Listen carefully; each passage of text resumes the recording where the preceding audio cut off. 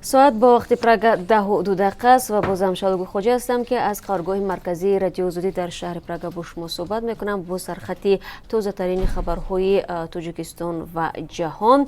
و فراموش نکنید که در برنامه خبری بعداً این موضوع رو ما با شکل مفصل پیشنهاد شما خواهیم کرد، البته بر علاوه باز بعضی موضوع دیگر که تو شروع برنامه خبری در دست ما خواهد رسید. یادتون نرود برنامه ما بعد از 3 ساعت دیگر در ساعت 1 با وقت پراگ آغاز می شود و در تاجیکستان اون وقت ساعت 5 خواهد بود، در روسیه باشد ساعت رسو 3.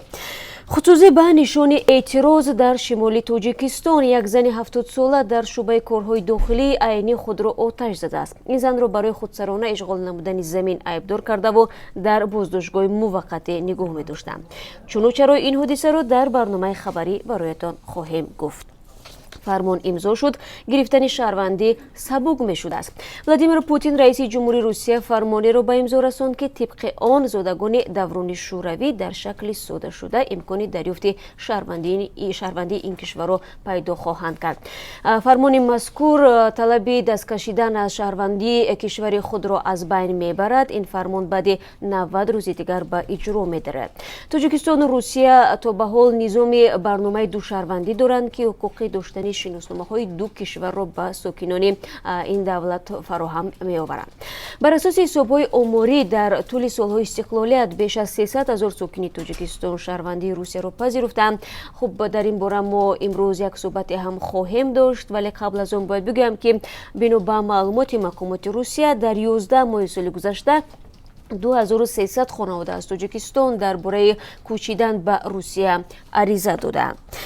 زندگی در یک کلبه تنگی که تصور کردنش مشکل است. خانواده در باختر با چند فرزند در یک شرایط خیلی بد به سر میبرند.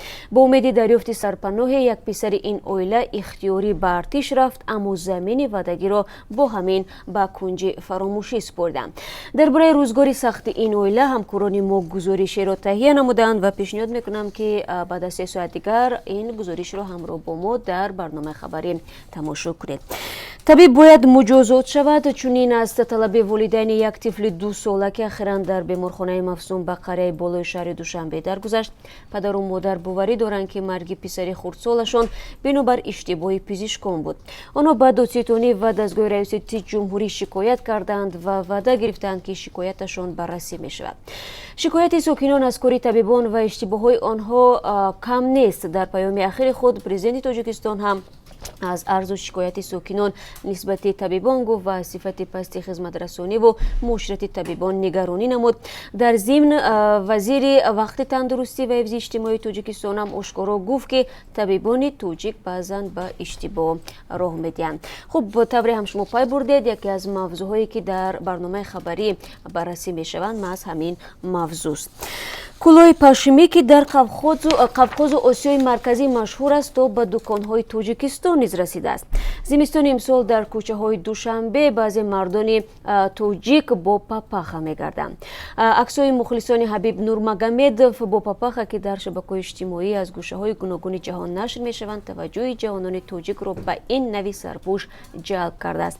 میگویند با این را آنها ورزشگری دوست داشته‌شان را دستگیری و مخلص بودنشان را اثبات می‌کنند. البته این مخلصی هم نرخ دارد و نرخی چندان ارزان هم نه. اگر بعد 3 ساعت دیگر در برنامه خبری ما را همراهی کنید در این باره معلومات بیشتر خواهید داشت و البته خبرهای بیشتر از این هم هست که بعداً در برنامه برای شما با تفصیل میگویم و فراموش نکنید که شما نیز تا شروع برنامه و بعد از آن امکانیت دارید با رادیوی آزادی تماس بگیرید و هر خبر و نوار و عکسی که دارید میتونید با ما در میان بگذارید. فراموش نکنید رقم تلفنی واتساپ، وایبر و ایموی آزادی ویدیو کانال مستقیم ما در یوتیوب این است +420 724 05 66 81. بار دیگر تکرار میکنم که این صحبت های ما با شما در شکل خطی انجام می شود و وقتی که شما مواد خود رو بر رادیو آزادی فرستید ما بعداً با شما خودمون تماس میگیریم و تفصیلات رو از شما خواهیم پرسید. با امید همکاری بیشتر شما رو بعد از 3 ساعت دیگر در بخش مستقیم برنامه منتظر میشویم.